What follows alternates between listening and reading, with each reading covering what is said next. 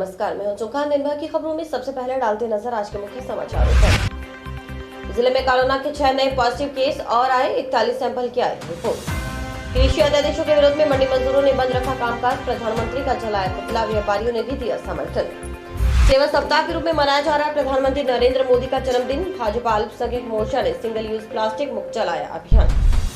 Unlock 4 के बावजूद नहीं खुले कोचिंग संस्थान, जिले भर के कोचिंग संस्थान संचालकों ने कलेक्टर को दिया ज्ञापन। अब खबरें विस्तार से। जिले में कोरोना के 6 नए केस सामने आए हैं। 13 सितंबर को बीकानेर भेजे गए सभी 41 सैंपल की रिपोर्ट में यह केस पॉजिटिव आए हैं। इसमें 6 नए positive, 1 repeat positive, 41 negative, 3 sample reject हुए हैं जो फ्रेश सैंपल मांगे गए हैं। इसमें एक जंक्शन थाना का एएसआई, एक टाउन के बरकत कॉलोनी, एक टाउन के सेक्टर 3, 2 जंक्शन के सेक्टर 6 और एक जंक्शन की कैनाल कॉलोनी में कोरोना पॉजिटिव मिला है। कृषि अध्यादेशों के विरोध में मंगलवार को तोला धान का मजदूर यूनियन ने मंडियों में कामकाज बंद रख रोष प्रकट किया। उन्होंने प्रधानमंत्री मोदी की शव यात्रा निकालते हुए नारेबाजी की और इसे काला कानून बताते हुए कानून वापस लेने की मांग की। मंडी मजदूरों और व्यापारियों ने कृषि उपज मंडी समिति सचिव को ज्ञापन भी सौंपा। कृषि अध्यादेशों के विरोध में तोला धान का मजदूरों में रोष है। उनका कहना है कि यह कानून लागू होने से मंडियां तबाह हो जाएंगी, मजदूरों का काम खत्म हो जाएगा, उनके समक्ष रोजी रोटी का संकट खड़ा हो जाएगा। इसलिए कृषि अध्यादेश किसी के भी हित में नहीं है, इसे सरकार वापस ले। मजदूरों ने मंडी में कामकाज बंद रख मोदी का पुतला जलाया और शव यात्रा भी निकाली। वहीं मंडी मजदूरों के समर्थन में व्यापारियों ने भी मंडी बंद रखी और मंडी में जिंसों की बोली नहीं करवाई गई।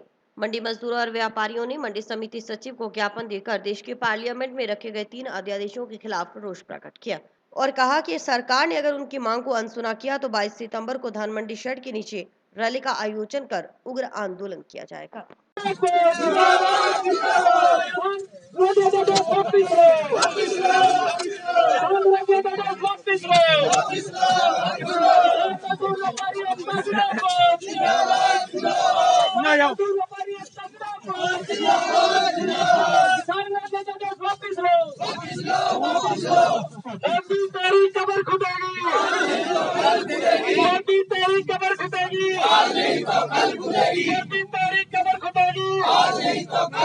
किसान को पूरा मिलना चाहिए और दोनों ही कानूनों की जो परिस्थिति है, केंद्र सरकार खेती के बारे में कोई कानून नहीं बना सकती। ये कानून राज्य सूची का है, इसलिए खेती पे कानून नहीं बना सकते। तो उन्होंने कहा हम जो ला रहे हैं वो कृषि उत्पादन के व्यापार और विनिमय का कानून है। और ये है क्या, ये जो मंडियां हैं 1960 के आसपास अपने यहाँ अस्तित्व में आई थी और मंडियों का उद्देश्य ये था कि किसानों की लूट जो है उसके ऊपर लगाम लगाया जाए। सरकार द्वारा जो 3 अध्यादेश कल पार्लियामेंट के अंदर रखे गए, उसके विरोध के अंदर यहाँ पर धरना प्रदर्शन मंडी समिति के समक्ष रखा गया, जिसके अंदर सारे मजदूर, धान के तोले, किसान भाई, व्यापारी, अध्यक्ष व्यापारीगण यहाँ पर उपस्थित हुए। और इसके रोष के अंदर उन्होंने प्रधानमंत्री नरेंद्र मोदी का पुतला जलाया। उसके बाद केंद्र कृषि मंडी को सेक्रेटरी साहब को ज्ञापन दिया। ज्ञापन के अंदर ये मांग की गई है कि इन अध्यादेशों को वापस ले, किसान का माल मंडी परिसर के अंदर बिके, मजदूरों की मजदूरी सुरक्षित रहे, मजदूरों को जो सीसीआई के माल के ऊपर मजदूरी नहीं मिल रही है वो मजदूरी मिले। सेक्रेटरी साहब ने इस ज्ञापन को कलेक्टर साहब के यहाँ प्रेषित करने की बात कही है। व्यापारियों का जब मंडी में माल नहीं आएगा, बाहर बिकेगा, सीधा की सीधा तो व्यापारियों को नुकसान ही है, व्यापारी के थ्रू नहीं बिका। और किसान को इस चीज़ का नुकसान है भी सीधा माल जब बोली पे 10-20 आदमी खरीदते हैं तो पूरा भाव मिलता है। कहीं एक फैक्ट्री वाला या एक व्यापारी खरीदेगा वो मनमर्जी के भाव लगा और मजदूरों को उसकी मजदूरी नहीं मिलेगी, सीधे धर्मकांडा होकर माल तुल जाएगा तो उनको उसकी मजदूरी नहीं मिलेगी। जो अभी नरेंद्र मोदी सरकार ने जो ये अध्यादेश लेके आए हैं किसान के विरोध में, मंडियों का जो सरकार के किसानों को पहले फसलों के जो भाव तय किए थे उन फसलों का यहाँ पे वो खरीदेंगे भी नहीं, वो भाव भी नहीं देंगे। और जो भी अध्यादेश सरकार लेके आ रही है ये बीजेपी है, किसान विरोधी पार्टी है। किसान की कमर तोड़ने वाले किसान, मजदूर, व्यापारी सारे के सारे इसमें बहुत ही नुकसान में जाएंगे और ये कमर तोड़ के रख देंगे किसान की। ये बोल रहे हैं किसान को आत्मनिर्भर करना, इसमें किसान अपनी ये जो आत्महत्या पहले होती थी वही काम अब दोबारा फिर शुरू हो जाएंगे। अगर किसान अकेला ये जो भाव नहीं मिलेंगे फसलों के, जो जितने फसलों के स्प्रे दवाइयों का खर्चा हो रहा है उनका ब्याज ही नहीं मुड़ रहा है। सारी उम्र खेतों में बाज़ार में आ गए, सेठों के पास फसल डाल दी। हर बार किसान उनके फसलों के नीचे भाव के नीचे दबता ही रहता है और आगे ये अध्यादेश किसान के लिए बहुत ही खतरनाक है। इसलिए हम सारे किसान भाई इकट्ठा हुए हैं। केंद्र सरकार द्वारा जो ये 3 अध्यादेश पेश किए गए हैं, ये किसान की माली हालत ख़राब कर देंगे और किसान की कमर तोड़ के रख देंगे। इसमें क्या है, जो ये मंडी बंद कर रहे हैं, जिससे हमारे जो मजदूर साथी हैं इनका व्यापार भी छिन जाएगा और जो हमारी जो फसल जो हम कहते हैं भी ज़मींदार को हम आत्मनिर्भर करना चाह रहे हैं, आत्मनिर्भर भी स्वतंत्र हो जाएगा। ज़मींदार अपनी फसल कहीं भी बेच सकता है और MSP ख़त्म कर रहे हैं ये।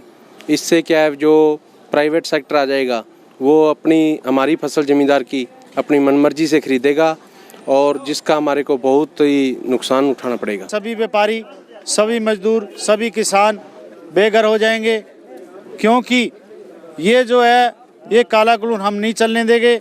आज हमने एक मीटिंग और तय की है हमारे प्रधान जी ने, और 21 तारीख को बहुत बड़ा पंडाब रखा गया है। गाँवों में, शहरों में सभी मजदूर, किसान सभी आएंगे और मंडी यार्ड के अंदर शेड के नीचे एक मीटिंग रखी गई है। प्रदेश व्यापी जो किसान आंदोलन लगातार चल रहा है उस कड़ी के अंदर, और ये जो हमारा आंदोलन है, ये आंदोलन तीनों अध्यादेशों को वापस करने, मोदी जी के द्वारा आपदा को अवसर बनाते हुए जो ये अध्यादेश लाए गए हैं इनको वापस करवाने के लिए, और किसानों की संपूर्ण कर्जा मुक्ति, फसल के पूरे दाम, MSP की गारंटी का कानून, इन मांगों को लेकर के किसान निरंतर आंदोलनरत हैं। अब इस आंदोलन में चूंकि जो ये एक्ट्स हैं इनके अंदर मंडी खत्म करने का प्रावधान है। आज मंडियां खत्म हो जाएंगी तो मंडी में लाखों श्रमिक काम कर रहे हैं, वो कहाँ जाएंगे, उनका क्या रहेगा। जो हमारे छोटे व्यापारी हैं, जो आड़त की दुकानें हैं, वो सब वो उन व्यापारी साथियों का क्या होगा।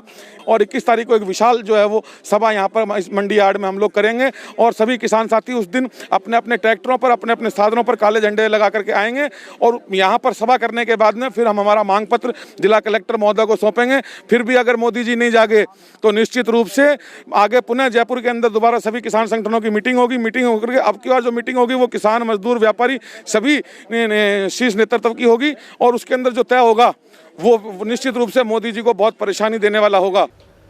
टाउन धान मंडी में भी कृषि कानूनों के विरोध में तोला धान का मजदूर यूनियन ने कामकाज बंद रख सरकार के खिलाफ आक्रोश व्यक्त किया। मजदूरों ने सरकार के खिलाफ जमकर नारेबाजी की और कहा कि यह कानून लागू होने से मजदूरों के साथ साथ व्यापारी और किसानों को भी बड़ा नुकसान उठाना पड़ेगा। मजदूर एकता जिंदाबाद, मजदूर एकता जिंदाबाद। हमारी मांगे पूरी करो, हमारी मांगे पूरी करो, हमारी मांगे पूरी करो। मजदूर एकता जिंदाबाद, मजदूर एकता जिंदाबाद, मजदूर एकता जिंदाबाद, मजदूर एकता जिंदाबाद, मजदूर एकता हमारी मांगे, मजदूर एकता जिंदाबाद।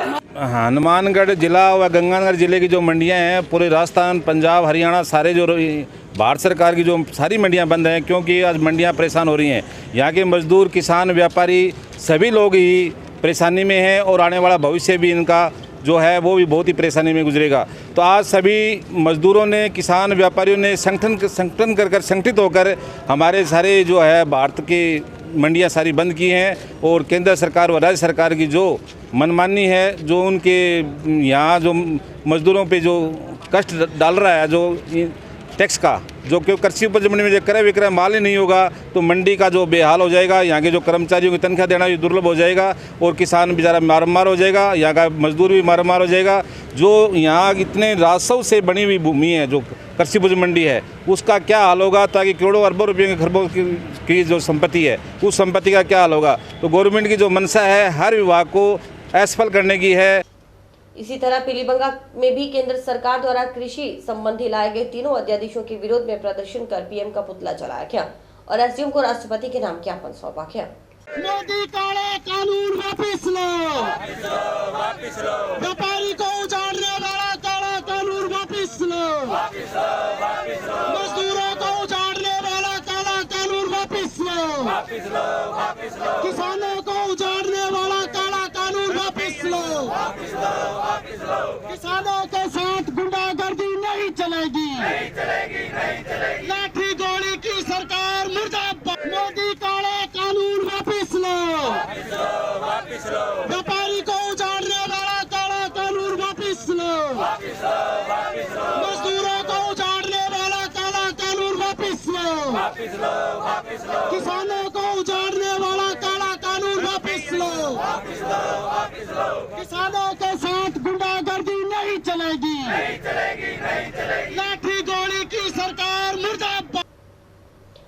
प्रधानमंत्री नरेंद्र मोदी के जन्म दिवस को सेवा सप्ताह के रूप में मनाया जा रहा है। इसे लेकर भाजपा के विभिन्न प्रकोष्ठों और मोर्चों को जिम्मेदारियां सौंपी गई हैं। मंगलवार को भाजपा अल्पसंख्यक प्रकोष्ठ की ओर से सिंगल यूज प्लास्टिक मुक्त अभियान के तहत कार्यक्रम हुआ। इसमें मोर्चा के पदाधिकारियों ने आमजन को प्लास्टिक के प्रति जागरूक किया। प्रधानमंत्री नरेंद्र मोदी का जन्मदिन सेवा सप्ताह के रूप में मनाया जा रहा है। दरअसल 17 सितंबर 1950 को प्रधानमंत्री का जन्म दिवस है। ऐसे में 3 दिन पहले और बाद में सभी मोर्चा की तरफ से कार्यक्रम किए जाएंगे। इसी के तहत अल्पसंख्यक मोर्चा ने सिंगल यूज प्लास्टिक मुक्त अभियान चलाया और आमजन को प्लास्टिक यूज करने से होने वाले गंभीर परिणामों की जानकारी दी। साथ ही जूट के थैले वितरित किए गए। इस दौरान आगामी दिनों में होने वाले कार्यक्रमों की रूपरेखा भी तैयार की गई। भाजपा अल्पसंख्यक मोर्चा के जिलाध्यक्ष रमजान खान ने इस बारे में पूरी जानकारी दी। आज प्रधानमंत्री जी के जन्म दिवस पर सेवा सप्ताह के रूप में प्रधानमंत्री जी का जो जन्म दिवस है वो मनाया जा रहा है भारतीय जनता पार्टी द्वारा। और अलग अलग मोर्चों को अलग अलग काम सौंपे गए हैं। और हमारे अल्पसंख्यक मोर्चे को आज 15 तारीख को जो काम सौंपा गया है सिंगल यूज़ प्लास्टिक मुक्त अभियान, उसके तहत हम प्लास्टिक के दुष्प्रभाव के बारे में जागरूक करेंगे जनता को। और उनमें जूट की थैलियां बांटी जाएंगी। और प्लास्टिक से जो इंसानों को, जानवरों को दुष्प्रभाव है उसके बारे में बताया जाएगा। प्रधानमंत्री जी का जन्म दिवस है जो 17 सितंबर 1950 को हुआ था। और उससे 3 दिन पहले 14, 15, 16 और 17 को उनका जन्म हुआ था। 18, 19, 20 यानी 3 दिन पहले और 3 दिन बाद में हमारी सभी मोर्चों को अलग अलग कार्य जो सौंपे गए हैं वो हम पूर्ण कर रहे हैं उनके जन्म दिवस के उपलक्ष्य में। एक तरफ सरकार प्रतियोगी परीक्षाएं करवा रही है, वहीं दूसरी तरफ कोचिंग संस्थान नहीं खोले जा रहे। यह कहना है जिले भर के कोचिंग संस्थान संचालकों का। जी हां, मंगलवार को कोचिंग संस्थान संचालकों ने कलेक्टर के माध्यम से पीएम को ज्ञापन भेजा और दूसरी गतिविधियों को दी गई छूट के साथ कोचिंग संस्थानों को खोलने की भी मांग उठाई। कोचिंग संस्थानों को कोरोना गाइडलाइन के पालना के साथ खोलने की मांग को लेकर मंगलवार को जिले भर के कोचिंग संचालक कलेक्टर से मिले। कोचिंग संस्थान संचालकों का कहना था कि मार्च 2020 से जिले के कोचिंग संस्थान बंद हैं।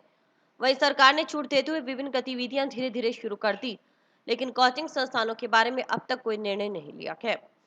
सरकार की ओर से विभिन्न प्रतियोगी परीक्षाएं आयोजित करवाई जा रही हैं, तो परीक्षार्थियों के भविष्य को देखते हुए कोचिंग संस्थानों से जुड़े हुए विभिन्न लोगों के हितों को देखते हुए कोचिंग सेंटर खोलने की अनुमति प्रदान की जाए। जिला कोचिंग एसोसिएशन के अध्यक्ष राज तिवारी ने बताया कि यदि सरकार ने हमारी मांग नहीं मानी तो मजबूरन उन्हें सड़कों पर उतरना होगा।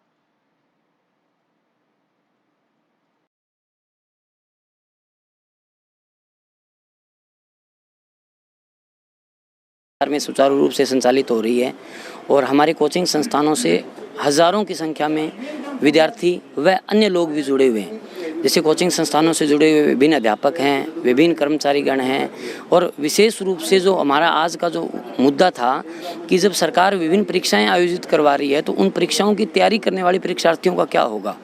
हमारे पास दिन प्रतिदिन डेली हज़ारों की संख्या में फ़ोन कॉल्स आ रही है। सभी मेरे साथी यहाँ पर हैं, समस्त कोचिंग सेंटर पूरे हनुमानगढ़ डिस्ट्रिक्ट से आज यहाँ आए हुए हैं, नौर से आए हुए हैं, संगरिया के जिला अध्यक्ष आए हुए हैं, पीलीभींगा के जिला अध्यक्ष आए हुए हैं। पूरे हनुमानगढ़ से आज कोचिंग सेंटर्स ने यही बात रखी है कि जब बाज़ार में समस्त आर्थिक गतिविधियाँ चलाई जा सकती हैं तो हमारे वाले कार्य को क्यों नज़रअंदाज किया जा रहा है। सरकार से जिला कलेक्टर के माध्यम से हमने निवेदन किया है कि हमें स्वीकृति प्रदान की जाए। हम सरकार की कोविड-19 की अनुपालना है उसका हम पूरा का पूरा ध्यान रखेंगे। सोशल डिस्टेंसिंग है, मास्क है, सैनिटाइज़र है, हम सब करने के लिए तैयार हैं, पर लगातार हमारी बात को अनदेखा किया जा रहा है। इसी तरह से अगर हमारी सरकार ने हमारी बात को अनदेखा किया तो हमें मजबूरन सड़कों पर उतरना पड़ेगा और उग्र आंदोलन करना पड़ेगा। सुनने में ऐसा आया है कि 27 तारीख को गाइडलाइन आ रही है। यदि 27 तारीख वाली गाइडलाइन में कोचिंग क्लासें खुलने का कोई अनुमति नहीं मिलती है तो हमें बड़े लेवल पे आंदोलन करना पड़ेगा। प्रभारी मंत्री बीडी कल्ला जी से, शिक्षा मंत्री से, मुख्यमंत्री से, उन लोगों से मिलना पड़ेगा और हमें सड़कों पे उतरना पड़ेगा और बड़े लेवल पे आंदोलन करना पड़ेगा, तभी सरकार के कानों में सूचना पहुंचेगी। कर्मचारियों की वेतन कटौती के आदेशों के बाद जिले भर के कर्मचारी आग बबूला हैं। हालात यह है कि रोज राज्य सरकार के खिलाफ प्रदर्शन किए जा रहे हैं। इसी के तहत मंगलवार को टाउन में वाटर वर्क्स कर्मचारियों ने सरकार के खिलाफ जमकर नारेबाजी की और आदेशों की प्रतियां जलाकर आदेश वापस लेने की मांग उठाई। उप शाखा टाउन के वाटर वर्क्स कर्मचारियों ने एक दिन के वेतन कटौती और वेतन कम करने सहित कई मांगों को लेकर राज्य सरकार के खिलाफ जलदाय विभाग के आगे प्रदर्शन किया। कर्मचारियों ने साडा हक ऐथे रख और राज्य सरकार मुर्दाबाद के नारे लगाते हुए आदेशों की होली जलाई और कहा कि जब तक आदेश वापस नहीं होते तब तक ये आंदोलन जारी रहेगा। गहलोत तेरी कब्र खुदेगी, आज नहीं तो कल खुदेगी। गहलोत तेरी कब्र खुदेगी, आज नहीं तो कल खुदेगी। कर्मचारी एकता जिंदाबाद, कर्मचारी एकता जिंदाबाद। वेतन कटौती वापस लो, वापस लो, वापस लो। वेतन कटौती वापस लो, वापस लो, वापस लो। वेतन कटौती वापस लो, वापस लो, वापस लो। गहलोत तेरी गुंडागर्दी नहीं चलेगी, नहीं चलेगी। गहलोत तेरी गुंडागर्दी नहीं चलेगी, नहीं चलेगी। आज राजस्थान वाटर कर्मचारी संघ की तरफ से उप शाखा मांगे टाउन की तरफ से राज्य सरकार द्वारा जो कर्मचारी विरोधी जो आदेश जारी किए जा रहे हैं 31/10/17 को किया था ना आदेश, 31/10/17 को एक वेतन कटौती के आदेश किए। हमारी उसके अंदर प्रत्येक कर्मचारी करीब 1.5-2 लाख रुपए की रिकवरी हो रही है और उसमें वेतन रिवाइज करके वेतन भी कम कर रहे हैं। उसके साथ साथ अभी राज्य सरकार द्वारा कर्मचारियों को 1-1 दिन का वेतन जब तक कोरोना काल चलेगा तब तक काटने के आदेश जारी किए हैं, जबकि कर्मचारी पूर्व में अपना योगदान दे चुका है। और ये जो कटौतियाँ होनी चाहिए वो माननीयों की होनी चाहिए, उनकी न करके छोटे कर्मचारियों की जो कटौती की जा रही है इससे कर्मचारियों में भारी आक्रोश पनप रहा है। इसके विरोध के अंदर आज उन आदेशों की होली जलाई गई है। ऐसे स्वास्थ्य विभाग और ये पुलिस विभाग और न्यायालय विभाग इनकी जैसे कटौती कोरोना काल में इनको वंचित रखा गया है। वैसे वाटर वर्क्स के कर्मचारी है वो भी कोरोना काल में 24 घंटे अपनी ड्यूटी करके और कोरोना काल में अपनी सेवा देता है, तो उनकी भी वेतन कटौती से बाहर रखना चाहिए। जिले भर में पीटीईटी 2020 की परीक्षा बुधवार को होगी। डूंगर महाविद्यालय की ओर से आयोजित 4 वर्षीय बीए बीएड, बीएससी बीएड और पीटीईटी परीक्षा सुबह 9 से 12 और दोपहर 3 से 6 बजे 2 पारियों में होगी। इसके लिए उड़न दस्तों का भी गठन किया गया है। पीटीईटी परीक्षा को लेकर तैयारियां पूरी कर ली गई हैं। परीक्षा बुधवार को होगी। जिला समन्वयक डॉक्टर विनोद कुमार जांगिड़ ने बताया कि सुबह के सत्र में 4 वर्षीय पाठ्यक्रम और दोपहर के सत्र में 2 वर्षीय पाठ्यक्रम की परीक्षा आयोजित की जाएगी। इसके साथ परीक्षा में शामिल होने वाले 16,095 छात्रों को परीक्षा केंद्र पर कोविड-19 के मानकों के अनुसार जारी एडवाइजरी की पालना करवाई जाएगी। डॉक्टर जांगिड़ ने बताया कि सभी परीक्षा केंद्रों पर सोशल डिस्टेंसिंग के साथ सरकारी एडवाइजरी की पालना करने के सख्त निर्देश परीक्षा केंद्रों पर दिए गए हैं। उन्होंने बताया कि 2 वर्षीय पाठ्यक्रम बीएड में 11,357 अभ्यर्थी तथा 4 वर्षीय पाठ्यक्रम में 4,738 अभ्यर्थी शामिल हो रहे हैं। इसके लिए जिले भर में 58 परीक्षा केंद्र बनाए गए हैं। विद्यार्थी अपने प्रवेश पत्र वेबसाइट से डाउनलोड कर सकते हैं। जिला समन्वयक के मुताबिक जिला मुख्यालय पर पहली पारी में 18 केंद्रों पर पीटीईटी 4 वर्षीय पाठ्यक्रम परीक्षा और दूसरी पारी में 40 केंद्रों पर 2 वर्षीय पाठ्यक्रम की परीक्षा आयोजित होगी। सभी केंद्रों पर परीक्षा को लेकर तैयारियां पूरी कर ली गई हैं। सभी केंद्रों को सैनिटाइज भी किया गया है। वहीं उन्होंने बताया कि परीक्षार्थियों को मास्क पहनकर आना होगा, सोशल डिस्टेंसिंग की पूरी पालना करनी होगी, वैध फोटो आईडी व प्रवेश पत्र के बिना परीक्षा में बैठने की अनुमति नहीं होगी। मानगढ़ मुख्यालय पर कल दिनांक 16/9/2020 को पीटीईटी 2 ईयर और BA BSc BEd integrated 4 years की परीक्षाएं आयोजित होगी। इन परीक्षाओं में मुख्य रूप से सुबह की पारी में इंटीग्रेटेड बीएड के 18 सेंटर होंगे और सायंकालीन पारी 3 से 6 में 2 ईयर बीएड के 40 सेंटरों पर परीक्षाएं आयोजित की जाएगी। इन दोनों परीक्षाओं में कुल मिलाकर 16,095 विद्यार्थी भाग लेंगे और सभी सेंटरों पर ऑब्जर्वर नियुक्त कर दिए गए हैं और इनके अलावा सभी सेंटरों के लिए एक उड़न दस्ता या निगरानी दल का भी गठन कर दिया गया है। सरकार भले ही यह दावा करे कि आमजन को योजनाओं का लाभ मिल रहा है, लेकिन हकीकत कोसों दूर है। ऐसा ही एक मामला मंगलवार को टाउन पंचायत समिति को देखने को मिला, जब एक बूढ़ी महिला पक्के मकान के लिए हाथ में गुहार का कागज लेकर भटकती दिखाई थी। हालांकि यह कागज तो अधिकारियों तक पहुंच गया, लेकिन इस बुजुर्ग की आस कब पूरी होगी यह कहना मुश्किल है। देखिए सरकारी योजनाओं पर प्रश्न चिन्ह लगाती यह रिपोर्ट। यह है ग्राम पंचायत मुंडा की बुजुर्ग और विधवा महिला, जिसे प्रधानमंत्री आवास योजना का लाभ नहीं मिल पा रहा। अब बूढ़ी आंख की सांस में पथरा रही है कि उसका भी पक्का मकान होगा, लेकिन इसकी सुनने वाला शायद कोई नहीं। कमजोर कंधे और चेहरे पर पड़ी झुर्रियां बता रही हैं कि यह सरकारी योजनाओं से अनभिज्ञ है, लेकिन फिर भी बूढ़ी महिला कभी कलेक्टर तो कभी बीडीओ के यहाँ चक्कर लगा रही है, लेकिन सरकारी नियमों का भार उम्र का यह पड़ाव उठा नहीं पा रहा। ऐसे में गांव के लोगों की मदद से यह महिला कार्यालय तक अर्जी लेकर पहुंची है। इस बुजुर्ग महिला के साथ आए गांव के पूर्व सरपंच ने बताया कि एक तरफ सरकार पक्के मकान वालों को ही पक्के मकान बनवा कर दे रही है, वहीं दूसरी तरफ जिनके पास कच्चे मकान हैं उन पर कोई गौर नहीं किया जा रहा। उन्होंने बताया कि इस बुजुर्ग महिला का नाम पात्रता सूची में पहले था, लेकिन बाद में काट दिया गया, इसलिए सरकार को इसकी सुनवाई करनी चाहिए। सुनिए क्या बोली यह वृद्धा और गांव के लोग। घर देख लियो, हमारा कच्चा मकान है, फोटो करे हुए हैं पंचायत समिति में, ठीक है। काम तीन मरे पूछ लियो। हाँ, लोन पास होया है, स्टाम्प लग रहा है मेरा। तो क्या आपको नाम काट दिए?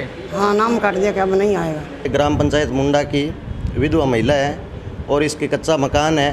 पात्रता सूची में 47 नंबर पर इसका नाम था और बाद में इसको अपात्र कर दिया गया, जिसकी जांच की जाए मौके पर। और जिसके पक्के मकान हैं उनको पुनः पक्के मकान प्रधानमंत्री आवास का लाभ दे दिया है। और ये गरीब आदमी है, जगह जगह रो रहे हैं। कलेक्टर साहब को अभी देख के आए हैं, अभी वीडियो से मिलेंगे और इसके मकान की जांच होनी चाहिए। जिनको पक्के मिले हैं उनके पहले उनको भी पक्के मकान दे दिए हैं, और जिसके कच्चे थे एक एक मकान है जो आए दिन बरसात में अपने चारों तरफ घटना हो रही है जिसमें मकान गिर रहे हैं, तो इस औरत को भी पक्के मकान का लाभ दिया जाना उचित। ये प्रीतो पत्नी कश्मीर सिंह जाति रायसी के निवासी मुंडा की है। इनका 2011 वाले से जो सूची है प्रधानमंत्री आवास योजना की, उसमें नाम था। अब ये सरकार के नियम हैं, जो अपात्र व्यक्ति है उनको सूची में से हटाया जाए। तो ग्राम पंचायत की रिपोर्ट के आधार पर इनका अखबार में 7 दिन का आपत्ति नोटिस जारी किया गया है कि आप अपात्र होने की वजह से आपका इस सूची से नाम हटाया जा रहा है। अब उन्होंने ये अपील की है यहाँ वीडियो ऑफिस में कि हमारा इसमें हम पात्रता रखते हैं। तो ये कल यहाँ शिकायत प्राप्त हुई है, इसकी संबंधित अधिकारी से जांच करवा ली जाएगी।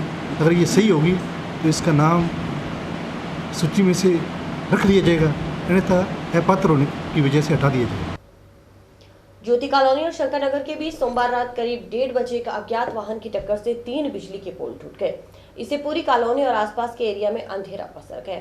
हादसे के बाद वाहन चालक मौके से फरार हो गया। हादसे का कारण पोल टूटकर घरों के ऊपर गिर गए। गनीमत यह रही कि कोई जनहानि नहीं हुई। वहीं तारे टूटने से टाउन की तरफ जाने वाले रास्ते पर भी कुछ देर तक जाम लगा रहा।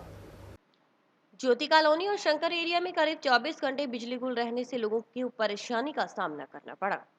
हैरानी की बात यह है कि इन दिनों बिजली ठेकेदार हड़ताल पर चल रहे हैं। ऐसे में बिजली दुरुस्त करवाने में डिस्कॉम अधिकारियों को परेशानी हुई। डिस्कॉम के जेईएन महेंद्र कुमार ने बताया कि निजी मैकेनिकों को बुलाकर टूटे पुल की जगह नए पुल स्थापित करवाए गए। उन्होंने बताया कि डिस्कॉम को करीब 20,000 रुपए का नुकसान हुआ है। वहीं वाहन चालक मौके से फरार हो गया। अब डिस्कॉम अधिकारी आसपास के घरों में लगे सीसीटीवी कैमरों में फुटेज खंगाल रहे हैं। उसके बाद ही वाहन चालक के खिलाफ मामला दर्ज करवाकर नुकसान की भरपाई की जाएगी।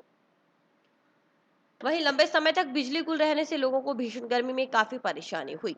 उधर डिस्कॉम अधिकारियों का कहना है कि जैसे ही पोल टूटने की सूचना मिली तो कुछ देर बाद ही दूसरे फीडर से संबंधित एरिया की बिजली सप्लाई सुचारू कर दी गई। मंगलवार दोपहर तक कर्मचारी बिजली पोल दुरुस्त करने में लगे रहे। शाम करीब 4 बजे के आसपास पोल लगाकर बिजली सप्लाई सुचारू कर दी गई। ग्राम पंचायत भूमपुरा के ग्रामीण गत दिवस टाउन पंचायत समिति में विकास अधिकारी से मिले। उन्होंने कहा कि चिन्हित किए गए अतिक्रमणों का विरोध किया गया। उनका आरोप था कि यह कार्रवाई राजनीतिक द्वेषता और बदले की भावना से करवाई जा रही है, जिसे बर्दाश्त नहीं किया जाएगा। गांव भूमपुरा में 30 जगह अतिक्रमण चिन्हित किए गए हैं। इससे गरीबों के आशियाने भी शामिल हैं, लेकिन ग्रामीणों ने इसका विरोध किया है। ग्रामीणों का कहना है कि किसी भी सूरत में यह अतिक्रमण तोड़ने नहीं दिए जाएंगे, क्योंकि जिस व्यक्ति ने यह शिकायत की है वह बदले की भावना से की है। अगर अतिक्रमण टूटते हैं तो गरीबों के घर उजड़ जाएंगे। ग्रामीणों का कहना था कि अगर कोई कार्रवाई होती है ग्रामीण एकजुट होकर विरोध करेंगे। सुनिए क्या बोले गांव के लोग। ओमपुरा पंचायत में बलराम के द्वारा एक शिकायत की अतिक्रमण की, जो राजनीतिक बदले की भावना से की गई। बलराम ने 2M में एक आम रास्ते को बंद कर रखा था, वो पंचायत ने 40 साल बाद खुलवा दिया। और एक अपने खेत में 19 इंच खाड़े का निर्माण 40 साल से बंद था, जो आगे हरिजनों की ज़मीन थी, उसमें 40 साल से पानी नहीं जा रहा था। 40 साल के बंद खाड़े को खुलवाने के बाद राजनीतिक व बदले की भावना से उसने ये अतिक्रमण का मुद्दा उठाया है। जो क्या मांग करने हैं? हम ये चाहते हैं कि हमारा जो गांव है, जिस तरह से हम गांव के अंदर निवास कर रहे हैं, हमारे गांव में उसके सिवाय और दूसरे को कोई नाराज़गी नहीं है। जैसा हमारा गांव जिस स्थिति में है वैसा ही रहना चाहिए। ग्राम पंचायत ओमपुरा से गांव के गणमान्य व्यक्ति आए हैं, जो एक राजनीतिक द्वेष भावना से अतिक्रमण का हाई कोर्ट जोधपुर डबल से आदेश आया है, उसके खिलाफ आए हैं। हम विकास अधिकारी जी से बात करने भी इसे गांव को अतिक्रमण से बचाया जा सके। वहाँ अभी तो 30 पॉइंट लिए हैं। हाँ बिल्कुल जी, इसी के लिए विकास अधिकारी से मिलने के लिए आए हैं। बिजली की बढ़ाई गई दरों को वापस लेने की मांग को लेकर आम आदमी पार्टी ने जागरूकता अभियान चलाया है। आम आदमी पार्टी के जिला संयोजक सुरेंद्र बेनीवाल ने आमजन को बिजली सस्ती दर पर मिले, इसके लिए बेड़ा उठाया है। इसी के तहत रोजाना नए तरीके से विरोध प्रदर्शन किया जा रहा है। आप जिला संयोजक सुरेंद्र बेनीवाल ने कहा कि लॉकडाउन घोषित होने के बाद सभी ने केंद्र व राज्य सरकार की गाइडलाइन की पालना की। वहीं दुकानदारों और व्यापारियों ने अपनी दुकानें बंद करने में सहयोग किया, मगर लॉकडाउन की अवधि में दुकानों के बिजली बिल आए। हालांकि उस समय काम धंधे बंद थे, मगर सरकार ने बिजली बिलों में कोई छूट नहीं की। अब गत 6 माह में सरकार ने 2 बार बिजली बिलों में बेतहाशा वृद्धि कर दी। इससे हर वर्ग प्रभावित हुआ है। इसी के विरोध में चलते आम आदमी पार्टी लगातार बढ़ी हुई दरों के विरोध में प्रदर्शन कर रही है। इसी अभियान के तहत आपने व्यापारियों से बुधवार यानी 16 सितंबर को शाम 7 बजे से 7:30 बजे आधा घंटे तक में दुकानों की लाइटें बंद रख मोमबत्ती जलाकर विरोध करने की अपील की है। उन्होंने बताया कि हर दिन अनूठे तरीके से विरोध कर सरकार को चेताया जाएगा। बेनीवाल ने कहा कि जब तक राज्य सरकार बिजली की बढ़ी हुई दरें वापस नहीं लेती, विरोध जारी रहेगा। राजस्थान में बिजली बिलों में जो पिछले 6 महीने में 2 बार वृद्धि की गई है, उससे राजस्थान की आम जनता बहुत पीड़ित है। बड़े दुर्भाग्य से कहना पड़ रहा है कि सरकार ने लॉकडाउन के लिए स्वयं राज्य आदेश जारी किए थे, केंद्र सरकार ने जारी किए थे और राज्य सरकार ने जारी किए थे। सरकारी आदेश जारी होने के बावजूद भी व्यापारी बंधुओं से जो लॉकडाउन की अवधि का है, जिनकी दुकानें बंद थी, उनसे दुकानों की बिजली के बिल जो है वो ज़बरदस्ती वसूले जा रहे हैं। आम आदमी पार्टी फरवरी माह से इस अभियान को लेकर के चल रही है और आज हनुमानगढ़ टाउन बाज़ार के व्यापारियों से जो है वो संपर्क किया गया है कि व्यापारीगण जो है वो बुधवार दिनांक 16/9/2020 को शाम को 7 बजे से 7:30 बजे तक अपनी दुकानों की लाइटें बंद रख के और मोमबत्ती जला करके बिजली बिलों में वृद्धि के खिलाफ विरोध प्रदर्शन में शामिल हों और अपना विरोध जो है वो सरकार को जताएं। जब तक व्यापारी खुद संगठित होकर के खड़ा नहीं होगा, तब तक व्यापारियों की बिजली संबंधी समस्या का समाधान होना इस सरकार में मुश्किल लग रहा है। आम आदमी पार्टी इस प्रक्रिया को जो है वो पूरे राज्य स्तर पर लेके गई है और सोशल मीडिया, आपके चैनल के साथ साथ सोशल मीडिया पे भी जो है बिजली बिलों के विरोध का लगातार प्रदर्शन जारी है। राष्ट्रीय युवक परिषद ने मंगलवार को शहर की बदहाल हो चुकी सड़कों को सुधारने के लिए बजट देने की मांग को लेकर सीएम के नाम ज्ञापन कलेक्टर को सौंपा। बताया गया कि शहर की सड़कें बजट मिलने के बाद ही सुधरेंगी। उन्होंने ज्ञापन में शहर की सड़कों में गड्ढों का जिक्र करते हुए जल्द बजट आवंटन की मांग रखी। शहर की सड़कों पर कितने गड्ढे हैं और इन गड्ढों से नुकसान क्या हो रहा है, इसकी जानकारी राष्ट्रीय युवक परिषद ने सीएम को भेजी है। दरअसल राष्ट्रीय युवक परिषद ने शहर की सड़कों का जायजा लेकर सभी सड़कों पर बने गड्ढों को देखा। इसके बाद उनकी गिनती की गई। इससे पता चला कि भगत सिंह चौक से चूना फाटक तक 45 गड्ढे, भगत सिंह चौक से मुख्य डाकघर तक 40 गड्ढे, मुख्य डाकघर से सेंट्रल जेल तक 20 गड्ढे, मुख्य डाकघर से जंक्शन थाना तक 28 और जंक्शन पुलिस थाना से चूना फाटक तक 30 गड्ढे हैं, जो आमजन की मुसीबत रोजाना बढ़ा रहे हैं। ऐसे में सरकार से गुहार लगाई गई है कि शीघ्र ही पीडब्ल्यूडी विभाग को बजट का आवंटन किया जाए ताकि शहर की सड़कें सुधारी जा सकें। आज कलेक्टर साहब को मुख्यमंत्री के नाम ज्ञापन देने आए हैं कि मुख्यमंत्री से कलेक्टर के थ्रू ज्ञापन भिजवाया है और ज्ञापन में हमने बता दी सारे जितने भी खड्डे हो रहे हैं उनकी हमने लिस्ट बना के दे दी, सर्वे करके कितने खड्डे हैं, और हमने सिर्फ उनसे बजट मांगा है। बजट आते ही जो सड़कों का काम होगा इसके लिए हमने यहाँ पे कॉपी दी है अपने मुख्यमंत्री कार्यालय में साइन अली खान साहब से, उनसे बात हो गई है और BD कला साहब से बात हो गई। उन्होंने कहा ऑफिशियली कॉपी भिजवा दो, हम आपका ये काम अति शीघ्र करवा देंगे। मैं ये नहीं बता कि शहर के अंदर खड्डे हैं या सड़क है। जो लोग चंडीगढ़ बनाना चाहते हैं हनुमानगढ़ को, मैं उनसे ये पूछना चाहता हूँ कि वो हनुमानगढ़ की ओर ध्यान दें और इसको विकसित करें। इतना सबसे बिल्कुल एक गांव का सा माहौल हो रहा है यहाँ। कोई कह देगा भी जिला कलेक्टर या हेडक्वार्टर का यहाँ पर निवास स्थान है। कागज फाउंडेशन और मरुधरा साहित्य परिषद हनुमानगढ़ के तत्वावधान में चाणक्य अकेडमी में हिंदी दिवस पर काव्य गोष्ठी का आयोजन किया गया। कार्यक्रम की अध्यक्षता वरिष्ठ बाल साहित्यकार दीनदयाल शर्मा ने की। समाज सेवी नंदलाल गुप्ता मुख्य अतिथि और चाणक्य अकादमी के राज तिवारी विशिष्ट अतिथि के रूप में उपस्थित रहे। हिंदी दिवस पर चर्चा करते हुए विनोद यादव ने कहा कि हमारा राज्य उत्तरी भारत का प्रमुख राज्य होते हुए भी हमारे यहाँ शुद्ध हिंदी की बोलचाल की भाषा में सुधार संभव है, जिसके लिए विद्यार्थियों के साथ शब्द चर्चा के माध्यम से सही वर्तनी उपयोग को प्रोत्साहित किया जा सकता है। काव्य पाठ करते हुए विनोद यादव ने हथियारों ने सभ्यता को हथिया लिया और माता पिता टीवी, बच्चे मोबाइल पर मस्त हैं। फोन पर भी अब बात नहीं होती क्योंकि सभी लाइनें व्यस्त हैं। जयसूर्या ने बस यूं ही लिखता रहता हूं और आदत एक लाचारी है रचना प्रस्तुत की। पवन कुमार ने देखता हूं मैं जीवन और सबको कण कण जुड़कर कीर्तिमान बनाता है और मेरी सोच पर हंसने वालों से सुनाई। गुरदीप सिंह सोहल ने सद्य जारी कोरोना काल पर बोलते हुए कोरोना हाय कोरोना, दुनिया को रुलाए कोरोना तथा बहुत खाया बेहिसाब खाया, कभी मन की बात सुनो, आश्वासन दिए बहुत कभी धन की बात सुनो रचनाएं प्रस्तुत की। दीनदयाल शर्मा ने प्रार्थना शीर्षक में मेरी सुनी कलाई देखकर मन भर आया था। हे ईश्वर, एक प्रार्थना मेरी भी सुन लेना कि हर घर में एक बेटी जरूर देना, और हंसी और हौसला शीर्षक से रचना सुनाई। वीरेंद्र चापोला, वली मोहम्मद जमाला, सुरेंद्र सत्यम, वरिष्ठ साहित्यकार नरेश महन आदि ने भी एक से बढ़कर एक कविताएं पेश की। आज मरुधरा साहित्य परिषद व कागज फाउंडेशन ने एक बहुत बड़े काव्य गोष्ठी का आयोजन चाणक्य क्लासेस में किया, जिसमें हमारे क्षेत्र के सभी बड़े बड़े कलाकार, कवि और हिंदी प्रेमी पधारे। और इस कार्यक्रम की अध्यक्षता हमारे बीच मौजूद वरिष्ठ बाल साहित्यकार दीनदयाल शर्मा ने की। मुख्य अतिथि समाज सेवी नंदलाल गुप्ता थे और विशिष्ट अतिथि हमारे राज तिवारी थे। सभी कवियों ने हिंदी की स्थिति के ऊपर कविताएं सुनाई। और मेरा ये कहना है कि हिंदी बहुत सरल और प्यारी सी भाषा है और बहुत स्पष्ट भाषा है। इसमें जो लिखा जाता है वो ही पढ़ा जाता है और वो ही बोला जाता है। ये आज हमारा दुर्भाग्य है कि वो अभी तक राजभाषा है, राष्ट्रभाषा नहीं बन पाई। और हमारा प्रयास रहेगा कि हिंदी को राष्ट्रभाषा बनाया जाए और हमारी ये संपर्क की भाषा हो। टिब्बी कस्बे में DYFI की ओर से बिजली कार्यालय के बाहर वाले मुख्य गेट पर प्रदर्शन के दौरान कार्यकर्ताओं ने गेट को धक्का देकर अंदर घुसने का प्रयास किया। इस दौरान तलवाड़ा झील थानाधिकारी ओम प्रकाश सुथार के दाहिने हाथ का अंगूठा लोहे की गेट में बीच में आने से कटकर अलग हो गया, जिसके बाद उन्हें हनुमानगढ़ से श्री गंगानगर के एक निजी अस्पताल में भर्ती करवाया गया है। वहीं पुलिस ने इस संबंध में मामला दर्ज किया है।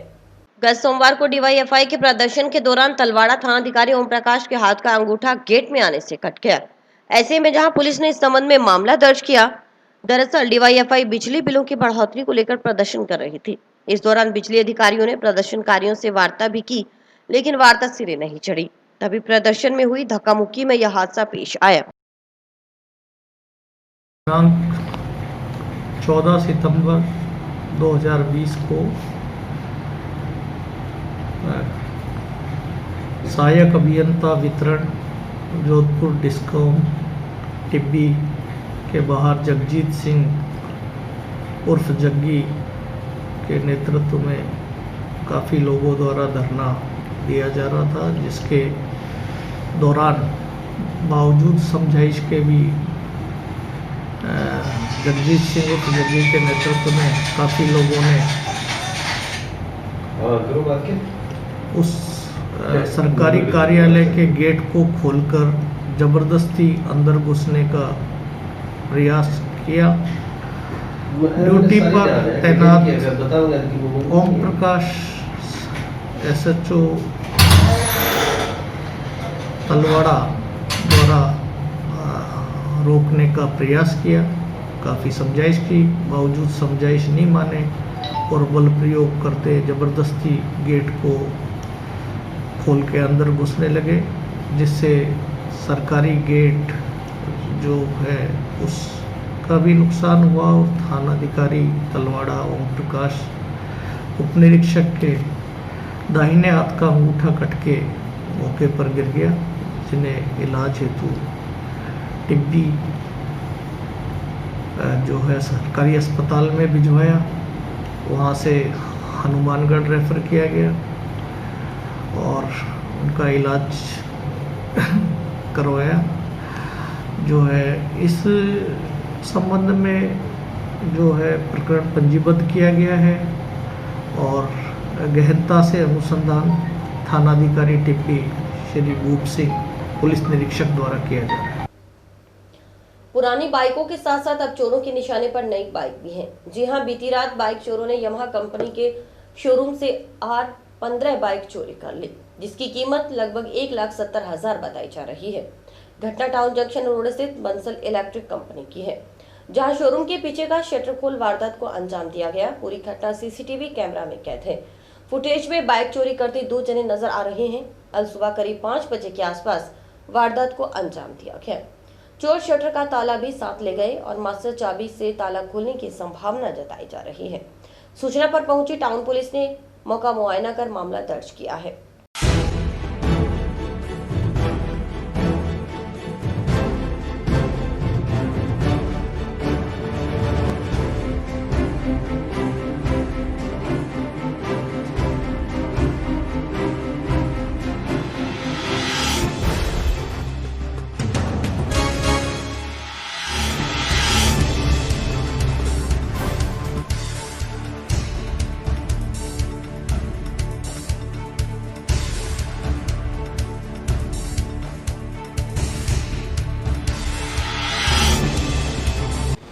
आज सुबह की है ये घटना, जो भी है लगभग 5 बजे के आसपास की।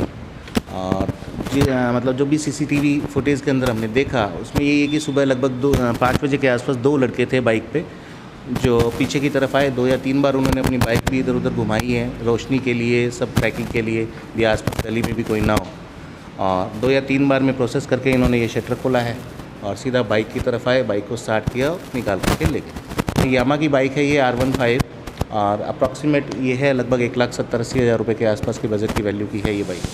Shutter as it is position में, जैसे ये खुला हुआ है एज इट इज़ पोजीशन में था। किसी पड़ोस वाले ने आके बताया भी इतनी जल्दी आपका शटर कैसे खुला हुआ है। तो कोई कटर से काटा या कैसे? नहीं, ऐसा कोई सिम्टम्स लग नहीं रहा। उन्होंने ताला किस तरीके से काटा है या खोला है वही लोग जानते हैं। यहाँ ऐसा कोई मतलब किसी भी तरीके का ऐसा इशू या सिम्टम्स दिखाई नहीं दे रहा। और इसी के साथ समाचार समाप्त हुए। रोजाना देखते रहिए समाचार। नमस्कार।